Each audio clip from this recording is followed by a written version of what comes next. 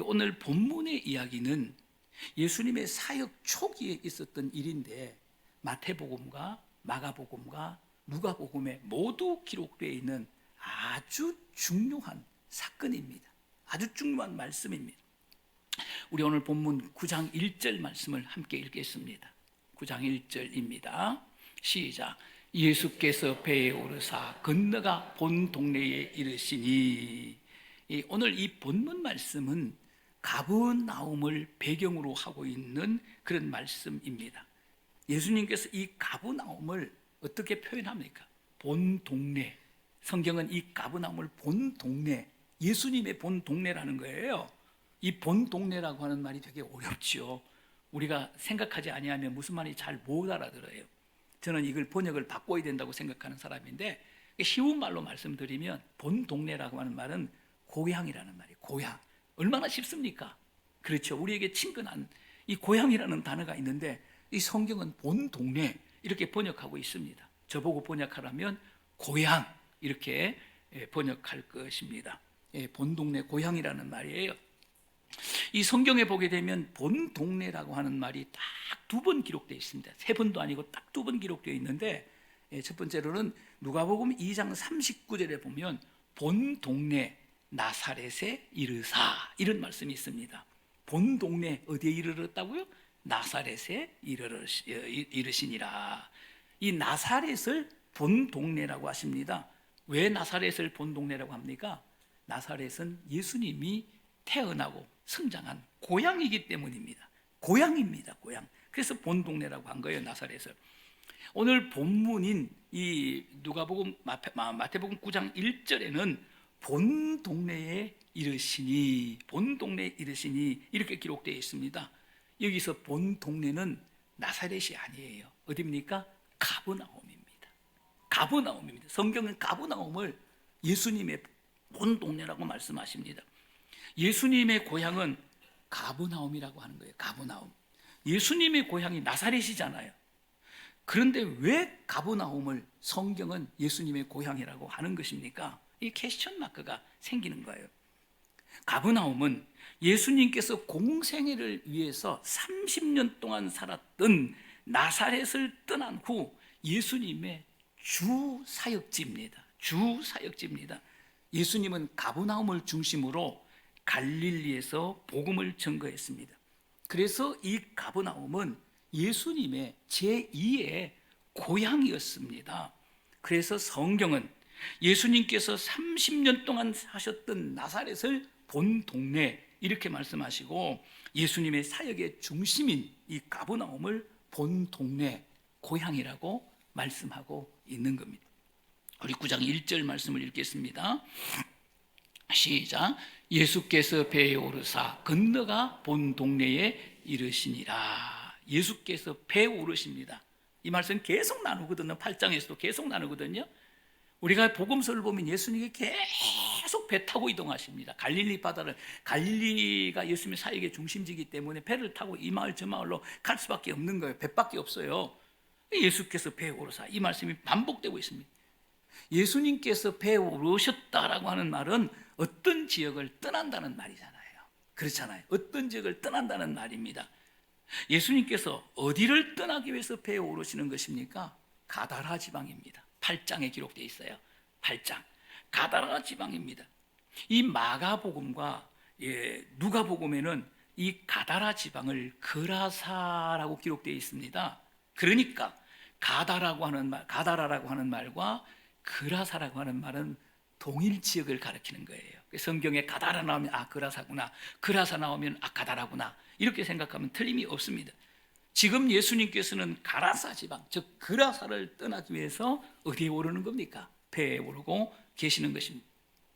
여러분, 왜 예수님께서 가다라를 떠나기 위해서 배에 오르시는 것입니까? 그 이유가 중요해요. 예수님께서 사역을 마치시고 다른 지역으로 이동하기 위해서 배에 오르실 수도 있는 겁니다. 사역을 잘 마치고 기분 좋게 다른 지역으로 가서 사역을 하기 위해서 배에 오르실 수도 있는 거예요. 그러나 오늘 본문에서 예수님께서 배에 오르시는 이 사건은 사역을 마치고 기분 좋게 배에 오르시는 것이 아닙니다. 굉장히 불편합니다. 지금 예수님은 굉장히 기분이 언짢습니다. 이런 마음으로 지금 배에 오르고 있는 거예요. 오늘 본문 마태복음 8장 34절 말씀을 함께 읽겠습니다. 시작. 온 시내가 예수를 만나려고 나가서 보고 그 지방에서 떠나시기를 간구하더라. 이 말씀은 예수님께서 본 동네인 가브나움으로 가기 위해서 배에 오르시는 배경이 되는 아주 중요한 말씀입니다. 여러분, 왜 예수님께서 가다라를 떠나서 가브나움으로 가기 위해서 배에 오르시는 것입니까? 가다라에서 예수님께서 뭘 하십니까? 귀신 들린 두 사람을 고치게 됩니다. 이 두 사람에게서 나간 강력한 군대 귀신이 돼지떼에게 들어가는 겁니다. 이 돼지떼에게 귀신이 들어가니까 돼지떼가 바다에 뛰어들어서 몰사하는 일이 벌어지게 됩니다. 이 일을 통해서 가다라 사람들이 예수님께 몰려와서 예수님께 가다라 지방을 떠날 것을 간구하고 있는 거예요. 간청하고 있는, 간절히 말하고 있는 거예요. 제발 떠나달라는 거예요. 제발 우리 지역을 떠나달라는 거예요. 이렇게 간구했다, 간청했다. 성경은 이렇게 번역을 하고 있습니다. 정확하게 표현을 하면 가다라 사람들이 예수님을 거부하고 있는 거예요. 예수님을 쫓아내고 있는 거예요. 이것이 저주라는 사실을 이들이 모르고 있다는 것이 참으로 불쌍한 사람들이 아닐 수가 없습니다. 그래서 예수님은 제자들과 함께 가다라를 떠나기 위해서 어디에 오르시는 것입니까? 배에 오르고 계시는 것이, 여기서 우리가 크게 보아야 할 거예요. 여기서 우리가 심각하게 보아야 될 것이 있어요. 여기서 우리가 아주 중요하게 보아야 될 것이 있습니다. 그것은 가다라 사람들의 결정적인 실수라는 거예요. 결정적인 실수라는 거예요. 우리가 인생을 살면서 실수할 수 있습니다. 실수 안 할 사람이, 안 하는 사람이 어디 있습니까? 저도 여기까지 살아오면서 크고 작은 실수를 많이 했어요. 크고 작은 실수를 많이 하면 살아갈 수밖에 없는 거예요. 우리는 부족해서. 그러나 인생의 결정적인 실수는 하지 말아야 됩니다. 이 실수는 하면 안 되는 거예요. 이 결정적인 실수는 하면 안 되는 거예요. 인간이 하지 말아야 될 결정적인 실수가 무엇입니까? 그것은 예수님을 거부하는 거예요. 예수님을 거부하는 거예요. 예수님을 거부하는 것은 인생의 결정적인 실수예요. 예수님을 거부하는 것은 인간의 가장 큰 죄입니다. 이보다 더 큰 죄, 이보다 더 큰 실수는 없는 것입니다. 여러분, 사단이 하는 가장 큰 일이 무엇인지 아십니까? 사람들로 하여금 예수님을 거부하게 하는 거예요. 이게 사단이 하는 핵심 사역이에요. 사단이 하는 가장 중요한 일이에요. 사람들로 하여금 유혹하고 미혹해서 예수님을 거부하게 하는 거예요. 예수님을 거부하는 것은, 거부하게 하는 것은 인간의 영혼에 독약을 먹이는 것 같은 것이에요. 여러분, 독약 먹으면 어떻게 됩니까? 다 죽습니다. 예수님을 거부하면 다 죽는 것입니다. 사단은 인간의 영혼을 죽이기 위해서 가짜 신을 만들어서 예수님을 거부하게 만드는 거예요. 가짜 종교를 만들어서 예수님을 거부하게 만드는 거예요. 이단을 통해서 예수님을 거부하게 만드는 거예요. 각종 종교를 통해서 예수님을 거부하게 만드는 거예요. 각종 사상들을 만들어서 예수님을 거부하게 만드는 거예요. 각종 문화를 통해서 예수님을 거부하게 만드는 거예요. 예수님을 거부하는 사상들이 너무 많잖아요. 예수님을 거부하는 문화들이 너무 많은 거예요. 그래서 젊은이들이 이 문화 속에 있기 때문에 예수님께 돌아올 수가 없는 거예요. 예수를 믿을 수가 없는 거예요. 이 가다라 사람들의 결정적인 실수가 무엇입니까? 예수님을 거부하는 거예요. 예수님을 떠나라고 하는 거예요. 예수님을 쫓아내는 것입니다. 기억하십시오. 우리 인생이 예수님을 거부하는 것은 저주입니다. 이거는 진리예요. 틀림없는 사실입니다. 예수님을 영접하면 천국이에요. 예수님을 거부하면 지옥인 것입니다. 축복과 저주의 기준, 천국과 지옥의 기준, 생명과 사망의 기준은 예수님인 것입니다. 불행하게도 가다라 사람들은 무엇을 선택하고 있는 것입니까? 선택 잘해야 되잖아요. 이 가다라 지방 사람들은 복을 버리고 저주를 선택하는 겁니다. 이렇게 어리석은 사람이 세상에 어디에 있는 겁니까? 천국을 버리고 지옥을 선택하고 있는 것입니다. 최악의 선택인 것입니다. 결정적인 실수인 것입니다. 최악을 선택한 이 가다라 지방은 역사적으로 어떻게 된지 아십니까? 로마가 피비린내 나는 침략을 전개할 때 이 가다라성을 제일 먼저 포위하게 되는 것입니다. 그 결과 가다라성은 로마 군대에서 처참하게 짓밟히게 됩니다. 완전히 파괴되는 것입니다. 가다라성은 지옥이 되어버렸습니다. 그렇습니다. 예수님을 거부하면 그 결과는 지옥인 거예요. 이 세상에서 가장 악랄하게 예수님을 거부한 민족이 아이러니컬하게도 예수님과 같은 동족인 유대인들입니다. 거부할 정도가 아닙니다. 십자가에서 죽여버립니다. 예수님을 거부한 유대인들이 어떻게 되었습니까? 예수님을 거부한 유대인의 역사는 학살의 역사입니다. 1940년대 당시 이 유럽에 거주한 유대인들이 980만 명이었습니다. 이 980만 명 중에서 600만 명이 학살을 당했습니다. 전 인구의 60%가 학살을 당하는 비참한 사건이 일어났습니다. 그렇습니다. 예수님을 거부하면 그 결과는 지옥인 것이에요. 당시 목격자인 소련의 한 작가는 이 현장을 이렇게 기록하고 있습니다. 유대인들의 옷이 벗겨졌다. 죽이기 위해서 옷을 다 벗기잖아요.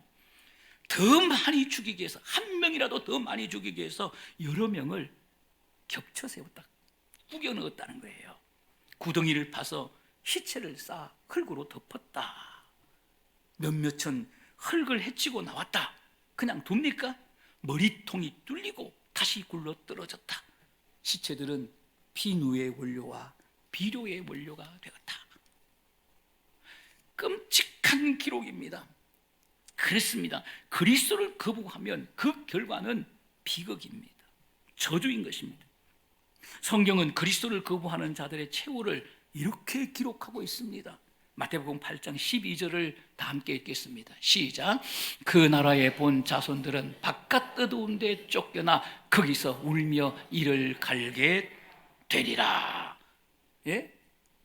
그 나라에 본 자손들이 누굽니까? 유대인들을 가리키는 거예요. 유대인들입니다. 유대인들이 누굽니까? 예수님을 거부하는 자들이에요. 이 예수님을 거부하는 이 유대인들은 바깥 어두운 데 쫓겨난다. 바깥 어두운 데가 어딥니까? 지옥이에요. 저주의 장소예요. 여기서 뭐 한다고요? 통곡한다는 거예요. 슬퍼서 통곡하는 게 아닙니다. 너무 고통스럽기 때문에 통곡하는 거예요. 이를 갈게 될 거라는 거예요. 언제까지? 영원히. 그리스도를 거부하는 것은 저주예요. 계시록 20장 10절 말씀을 함께 읽어보겠습니다. 시작. 또 그들을 미혹하는 마귀가 불과 유황못에 던져지리니 거기는 그 짐승과 거짓 선지자도 있어 세세토록 밤낮 괴로움을 받으리라. 또 그들을 미혹하는 마귀가 하는 일이 무엇입니까? 미혹하는 거예요. 유혹하는 거예요. 마귀가 미혹하고 유혹하는 것이 무엇입니까? 그리스도를 거부하게 하는 거예요. 그리스도를 못 믿게 하는 거예요. 이런 마귀가 어디에 들어간다고요? 불과 유황못에 던져진다. 불과 유황못이 어디입니까? 지옥입니다. 여러분, 거기에 누가 있습니까? 거짓 선지자들이 있다는 거예요. 이단의 교주들, 거짓 선지자들이 있다는 거예요. 잘못된 복음을 증거하는 자들 거기에 있다는 거예요. 거기서 뭐 하는 겁니까? 세세 밤낮도록 괴로움을 받으리라. 지옥에서 영원한 고통을 받는다는 것이 그렇습니다. 그리스도를 거부하는 자들은 영원한 저주를 받는 겁니다. 이게 사실입니다. 오늘 본문에는 그리스도를 거부하는 자들이 나옵니다. 오늘 본문 9장 3절 말씀을 함께 읽겠습니다. 시작. 어떤 서기관들이 속으로 이르되 이 사람이 신성을 모독하는 자로다. 서기관들이 예수님께 와서 말씀을 듣습니다. 여러분, 이 서기관들이 은혜 받기 위해서 예수님께 와서 말씀을 듣는 것입니까? 이 서기관들이 정말 사모하는 마음으로 예수님의 말씀을 듣기 위해서 예수님 앞에 와서 말씀을 듣는 것입니까? 예수님을 너무 존경해서 예수님 앞에 와서 말씀을 듣는 겁니까? 예수님이 너무 좋아서 예수님 앞에 와서 말씀을 듣는 것입니까? 아닙니다. 예수님을 책잡기 위해서 온 사람들이에요. 예수님을 거부하는 사람들이에요. 그래서 예수님의 말씀을 듣고 예수님을 뭐라고 하는 것입니까? 어떻게 고발하는 것입니까? 신성을 모독하는 자다. 신성을 모독하는 자라고 예수님을 고발하는 거예요. 예수님을 거부하는 서기관들에 대해서 예수님은 이렇게 저주하셨습니다. 마태복음 23장 27절을 읽겠습니다. 시작.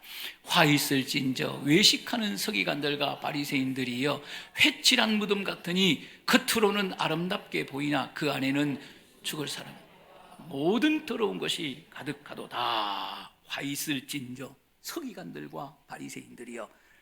이 서기관들과 바리새인들은 대표적으로 예수님을 거부하는 누굽니까? 유대 지도자들이에요. 예수님은 이들에게 화가 있을 거다, 저주가 있을 거다 라고 심판하고 있는 것입니다. 기억하시기 바랍니다. 인간의 최고의 악은 예수님을 거부하는 것뿐, 이보다 더 큰 악은 없는 것입니다. 지금 가다라 사람들은 집단적으로 예수님을 거부하고 있는 것입니다. 최악입니다. 예수님을 거부하는 것이 최악이라고 한다면, 그렇다면 최선은 무엇입니까? 오늘 본문 9장 1절 말씀을 읽겠습니다. 시작. 예수께서 배에 오르사 건너가 본 동네에 이르시니, 본 동네에 이르시니 예수님의 제2의 고향인 가버나움에 오셨다 그 말이에요. 예수님께서 가다라 지방을 떠나 가버나움에 들어가셨습니다. 이 가다라 지방 사람들은 예수님을 거부했지만 가버나움 사람들은 예수님을 어떻게 했습니까? 환영했다는, 열렬하게 환영했다는 거예요. 예수님께서 가버나움에 들어가시자 수많은 사람들이 몰려와서 예수님 앞에 무릎을 꿇고 말씀을 듣고 있는 것입니다. 너무나 많은 사람들이 모였기 때문에 마가복음은 이 현장에 대해서 이렇게 기록하고 있는 것입니다. 마가복음 2장 4절입니다. 함께 읽겠습니다. 시작. 무리들 때문에 예수께 데려갈 수 없으므로 그 계신 곳에 지붕을 뚫어 구멍을 내고 중풍병자가 누운 상을 달아내리니. 중요한 단어, 무리 때문에입니다. 무리 때문에. 지금 친구들이 중풍병자를 들것에 싣고 왔습니다. 예수님께 데려가기 위해서 들것에 싣고 왔습니다. 그런데 이게 웬일이에요? 너무나 많은 사람들이 모였기 때문에 이 사람들을 뚫고 예수님께까지 갈 수가 없었어요. 얼마나 많은 사람들이 모이는지를 금방 짐작할 수가 있는 것입니다. 그래서 어떻게 했습니까? 지붕으로 올라가서 지붕을 뚫고 들것을 내렸다는 거예요. 그 얘기를 지금 하고 있는 거예요. 지붕을 뚫어서 그 중풍병자를 내려서. 이것을 보게 되면 얼마나 많은 사람들이 예수님께 모여 있는지를 알 수가 있습니다. 예수님 앞에 모여서 예수님의 말씀을 듣고 있는지를 알 수가 있는 것입니다. 가다라 지방 사람들은 예수님을 거부하고 가버나움 사람들은 예수님을 환영했습니다. 그렇습니다. 예수님이 오시는 것이 복음입니다. 예수님이 오시는 것이 복입니다. 복음은 복이에요. 복음은 그냥 복음이 아니에요. 복음은 복이라는 거예요. 예수님이 개인에게 들어오시면 개인이 복을 받는 거예요. 예수님이 수가성 여인에게 오셨습니다. 어떻게 되었습니까? 창녀 같은 인생이 성녀가 되는 거예요. 불행한 인생이 행복한 인생이 되는 거예요. 그렇습니다. 예수님이 오시는 것이 복인 것입니다. 우리가 7, 80년 인생을 삽니다. 이 7, 80년 인생 가운데 최고의 기적이 뭐라고 생각하십니까? 여러분, 최고의 축복이 뭐라고 생각하십니까? 그것은 예수님께서 우리에게 오시는 사건이에요. 이보다 더 중요한 사건, 이거보다 더 거룩한 사건은 없는 거예요. 예수님이 오시는 것을 복음이라고 하는 거예요. 예수님이 오시는 것을 은혜라고 하는 거예요. 예수님이 오시는 것을 복이라고 하는 것입니다. 여러분에게 물어보겠습니다. 예수님께서 여러분에게 오셨습니까? 정말로 오셨습니까? 인생의 최고의 복, 인생의 최고의 기적, 인생의 최고의 성공은 예수님이 우리에게 오시는 거예요. 예수님이 나에게 오셨다면 그 예수님이 나를 통해서 우리 가정에 오셔야 되는 거예요. 예수님이 나를 통해서 우리 가정에 오셔야 되는 거예요. 예수님께서 뽕나무에 있는 삭개오에게 오셨습니다. 예수님께서 뽕나무에 있는 삭개오를 쳐다보시면서 뭐라고 말씀하세요? 삭개오야, 속히 내려오너라. 이 무슨 얘기예요? 내가 빨리 너를 만나겠다. 빨리 너를 만나겠다는 거예요. 예수님이 삭개오에게 오셨어요. 그 삭개오에게 속히 내려라고 말씀하셨어요. 예수님께서 삭개오에게 오셔서 삭개오를 만나주신 거예요. 예수님은 삭개오의 복음이시고 예수님은 삭개오의 복이십니다. 삭개오에게 오신 예수님께서 삭개오에게 2절을 말씀하십니다. 또 한마디를 더 하십니다. 그게 뭡니까? 내가 오늘 네 집에 유하여야겠다. 내가 오늘 네 집에 유하여야겠다. 그래서 예수님께서 어디에 가십니까? 삭개오의 가정에 가십니다. 삭개오가 구원받고 삭개오의 가정이 구원을 받은 것이, 내가 구원받고 가정이 구원받은 거예요. 내가 복을 받고 가정이 복을 받은 것입니다. 예수님은 복음이시고 예수님은 복이십니다. 감사하게도 예수님께서 100년 전에 저희 정조 할아버지에게 오셨습니다. 기적 같은 일이에요. 예수님이 우리 정조 할아버지를 통해서 우리 가문에 오신 거예요. 정조 할아버지를 통해서 아버지에게 복음이 흘러갔고, 아버지를 통해서 할아버지에게 복음이 흘러갔고, 할아버지를 통해서 아버지에게 복음이 흘러갔고, 아버지를 통해서 나에게 복음이 흘러들어왔고, 나를 통해서 우리 자녀들에게 복음이 흘러들어갔고, 우리 손주들에게 복음이 흘러들어갔습니다. 6대째 예수를 믿고 있습니다. 내가 예수 믿고 우리 가정이 예수 믿고 내가 복받고 우리 가정이 복받고 완전한 복인 것입니다. 그렇습니다. 예수님은 복음이시고 예수님은 복이라는 것입니다. 또 예수가 마을에 들어가면 마을이 복을 받습니다. 왜 그래요? 복음은 복이기 때문에, 예수님은 복이기 때문에 예수가 마을에 들어가면 마을이 복을 받는 것입니다. 저희 고향은 고향 이름이 성가막골이에요. 얼마나 촌스럽습니까? 제가 촌놈 중에 촌놈입니다. 성가막골, 이런 이름 들어봤어요? 우리 고향 마을 이름이 성가막골이에요. 막골. 진짜 막다른 골목에 있습니다. 산 밑에.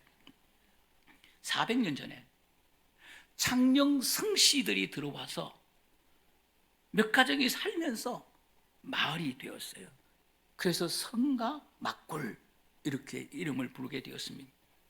저희 고향 성가막골은 사면이 산으로 둘러싸인 아주 작은 산골 마을, 두메 산골입니다. 이번에도 휴가를 받아서 친구들과 여름 휴가를 하는 길에 고향에 들어가서 하룻밤 잤어요. 우리 고향에 들어가는 길을 몰랐어. 못 찾아가가지고 내비쳐가지고 억지로 찾아 들어갔어요. 이렇게 보니까는 하늘밖에 안 보여. 다 산이야. 그런 곳이 산골도 이런 산골이 없습니다. 여러분, 성탄절에 불렀던 이 노래가 우리 마을이라고 생각하면 꼭 맞습니다. 저 깊고 깊은 산골 오막살이에도 단일종이 울린다. 우리 마을입니다. 성가막골은 깊고 깊은 산골입니다. 어렸을 때 추억이라고는 맨날 소 먹이는 거, 풀 베는 거, 꼴 베는 거라고 그랬어요. 나무 하는 거, 물고기 잡는 거, 이런 것밖에 기억이 안 나는 거예요. 이런 추억밖에 없습니다. 이런 깡촌 성가막골에 90년 전에 교회가 세워졌어요. 올해가 우리 고향교회 90주년이에요. 90년 전에 성가막골에 예수님이 오신 거예요. 이 막골에, 이 산골에 예수님이 오신 거예요. 우리 정조 할아버지가 일찍이 예수를 믿고 땅을 사서 교회를 세웠습니다. 우리 마을에 예수님이 오시니까 복도 함께 들어왔습니다. 제가 일반적인 거 몇 가지만 말씀드릴게요. 우리 학교에서 반장, 부반장은 다 우리 마을 출신이야. 그 저도 반장 출신이겠죠. 옛날에는 동네대항 운동회를 참 많이 했어요. 동네대항 축구대회. 이게 뭐 동네 사람들이 다 동원됩니다. 엄청난 행사입니다. 1년에 몇 번 하는데 동네대항 배구대회를 해도 동네대항 축구대회를 해도 항상 우리 마을이 1등이에요. 여러분, 대학생들도 우리 마을에만 있었습니다. 우리가 어렸을 때 대학생을 구경을 못했어요. 이 깡촌에서 무슨 대학생이 있습니까? 구경을 못했다니까는요. 그때는 대학생들이 제복을 입고 다녔어요. 그래서 제복을 입은 대학생이 지나가면은 우리 친구들하고 함께 대학생 구경 갔다니까는요. 저기 대학생 간다고 구경 갔다니까는요.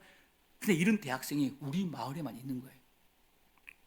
제가 이런 것들을 보면서 어렸을 때부터 예수는 복이다 라고 하는 생각을 어렴풋이 하게 되었습니다. 그렇습니다. 예수가 개인에게 오면 개인이 복을 받고, 예수가 마을에 오시면 마을이 복을 받고, 예수님은 복음이시고 예수님은 복이십니다. 또 예수님이 나라에 오시면 나라가 복을 받습니다. 예수님이 유럽에 들어가시니까 유럽이 복을 받는 거예요. 유럽이 그냥 잘 사는 게 아니에요. 예수님이 아메리카에 들어가니까 아메리카가 복을 받는 거예요. 여러분, 원래 미국은 인디언의 나라, 아주 미개한 인디언의 나라였습니다. 이 미개한 인디언의 나라에 청교도들을 통해서 예수가 들어가니까 1789년 연방국가가 발족을 하게 됩니다. 그리고 미 합중국 헌법이 선포됩니다. 그리고 초대 대통령으로 워싱턴이 대통령이 됩니다. 여러분, 미국의 역사 있잖아요. 공식적인 미국의 역사는 235년밖에 안 돼요. 300년도 안 됐어요. 235년 더하기 빼기 한번 해보세요. 235년밖에 안 됐는데 세계 최고의 나라가 됐습니다. 세계를 호령하는 나라, 세계 최고의 부자 나라가 됐어요. 물론 문제도 많지만은요, 이런 기적은요 설명이 안 되는 거예요. 설명이 안 되는 거예요. 우리나라는 반만 년의 역사를 가지고 있어요. 5,000년의 역사를 가지고 있습니다. 235년의 역사를 가지고 이런 나라를 만들었습니다. 기적도 이런 기적이 없는 거예요. 미국 기독교인들에게 설문조사를 했어요. 87%가 미국은 하나님의 축복으로 설명이 안 되니까 왜 우리가 짧은 역사 속에서 이런 나라가 설명이 안 되니까 미국 기독교인들이 한 대답이 뭐냐면 하나님의 축복으로 된 나라. 87%가 약 90%가 이렇게 대답하고 있는 거예요. 여러분, 우리나라도 1866년 지금부터 158년 전에 북한에 토마스 선교사를 통해서 북한에 복음이 들어왔습니다. 복음이 들어오면 복음은 복이니까 복도 들어오겠죠. 그래서 복음이 먼저 들어간 북한이 6.25 이전까지는 남한보다 훨씬 더 잘 살았습니다. 이거 모르시죠? 훨씬 더 잘 살았습니다. 그러나 북한이 공산화되면서 북한과 남한이 완전히 역전이 되는 거예요. 공산당이 제일 싫어하는 것이 누굽니까? 기독교가 이를 갑니다. 공산당이 제일 싫어하는 게 예수님입니다. 그래서 공산당은 예수님을 핍박하는 겁니다. 죽기 살기로 교회를 핍박하는 것입니다. 얼마나 많은 목사님들이 순교를 당했습니까? 예수님을 북한에서 공산당들이 내쫓아버렸습니다. 북한 공산당이 예수님을 거부하고 쫓아낸 결과가 무엇입니까? 저주, 국제거지. 거지도 이런 거지가 없어요. 거지도 이런 거지가 없습니다. 세상에서 가장 불쌍한 백성들이 살고 있는 나라가 우리의 동족인 북한입니다. 공산당의 만행으로 북한에서 쫓겨난 예수님이 어디로 오십니까? 남한으로 이동해 오십니다. 예수님이 오신 대한민국이 어떻게 됐습니까? 곳곳에 교회가 세워지기 시작했고 그 교회가 부흥하기 시작했고 경제 대국이 되었습니다. 복음은 복입니다. 복음이 들어오니까 복받은 나라가 되는 것입니다. 이 작은 나라에 올림픽이 열렸다. 이거요, 기가 막힌 얘기예요. 이 작은 나라에서 월드컵이 열렸다. 기가 막힌 얘기예요. 이 작은 나라가 뭐가 납니까? 땅을 파도 뭐가 납니까? 이런 나라가 경제 대국이 되는 거예요. 원조받던 나라가 원조하는 나라, 이제는 원조도 많이 하는 나라가 된 것입니다. 그렇습니다. 세상의 최선, 인간의 최선은 예수를 받아들이는 거예요. 예수님을 모시는 거예요. 사랑하는 여러분, 여러분은 예수님을 모셨습니까? 다시 한번 묻는 거예요. 여러분은 예수님을 진짜로 모셨습니까? 사랑하는 여러분, 여러분은 예수님을 모셔야 돼요. 예수 믿는 사람들에게 예수님 모셨냐? 이렇게 물어보게 되면 모두가 예수님 모셨다고 그래요. 예수 믿냐? 이렇게 모두가 예수 믿는다고. 예수 모셨냐? 이러면 모두가 예수님 모셨다고 그래요. 자기 안에 예수가 있대요. 자기 안에 있는 예수는 어떤 예수예요? 그런데 왜 교회는 다니는데 예수 안 믿는 사람 같습니까? 왜 예수 안 믿는 사람 같으냐고요? 교회에 오면 예수 믿는 사람 같은데 왜 세상에서 예수 안 믿는 사람 같이 사냐고요? 예수 안 믿는 사람과 똑같아요. 다른 게 하나도 없어요. 똑같습니다. 왜 신앙이 이상합니까? 정상적인 신앙을 가지고 예수 믿는 사람을 보기가 힘들어요. 우리 교인도 마찬가지예요. 신앙이 이상합니다. 진짜 신앙이 이상합니다. 왜 신앙이 이상한 겁니까? 그것은 예수님을 모시되 예수님을 왕으로 모시지 않아서, 예수님을 내 인생의 주인으로 모시지 않았기 때문에. 어떤 분은 예수님을 종으로 모셨어요. 예수님 내 종이에요. 내가 하라는 대로 다 해야 돼요. 그래서 맨날 그 예수님께 명령만 하는 거예요. 맨날 그 예수님께 졸르기만 하는 거예요. 어떤 분은 예수님을 손님으로 모셨습니다. 그래서 예수님을 손님 취급하고 종 취급하는 것입니다. 손님 신앙, 종 신앙이 우리의 신앙이에요. 인생에 예수님은 손님이시고 예수님은 종이니까 주인은 누굽니까? 나예요. 인생에 내가 주인이고 인생에 내가 왕이라는 거예요. 예수님은 내 인생의 종이고 손님이에요. 이래서 성공신앙을 추구하는 거예요. 기복신앙을 추구하는 거예요. 이 신앙은 복이 될 수가 없는 거예요. 복이 될 수가 없는 거예요. 여러분, 복음이 복이라고 한다면은, 여러분, 우리가 복음을 다 영접한 사람 다 복을 받아야 되지 않습니까? 안 그렇지 않습니까? 여러분, 성공신앙을 추구하고 기복신앙을 추구하는 신앙은 복이 될 수가 없어요. 그렇습니다. 인생의 최고의 일은 성공하기, 돈 벌기가 아니에요. 예수님 모시기예요. 이 세상에서 가장 큰 은혜, 이 세상에서 가장 큰 축복은 예수님이 오시는 거예요. 예수님을 모시는 거예요. 예수님이 이 세상에 오셨습니다. 하나님이 이 세상을 이처럼 사랑하사 독생자를 주셨으니, 하나님께서 우리를 사랑하시기 때문에 독생자를 이 세상에 보내셨어요. 예수님이 이 세상에 오셨어요. 이것이 세상이 받은 최고의 권해예요. 이것이 세상이 받은 최고의 복이에요. 예수님께서 이 세상에 오셨는데 누구에게 오셨습니까? 죄인들에게 오셨습니다.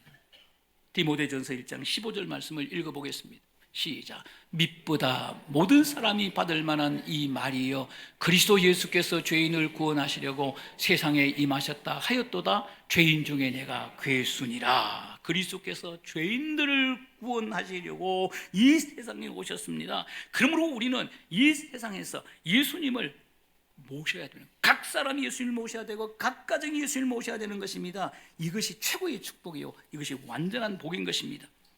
사랑하는 여러분, 예수님은 복음입니다. 예수님은 복이십니다. 그래서 예수님을 모셔야 하는 것입니다. 오늘 말씀을 마치면서 기도로, 세 마디 기도로 오늘 설교를 마치겠습니다.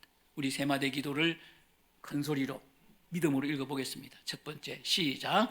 주님 내 영혼에 오시옵소서. 아멘. 두 번째, 시작.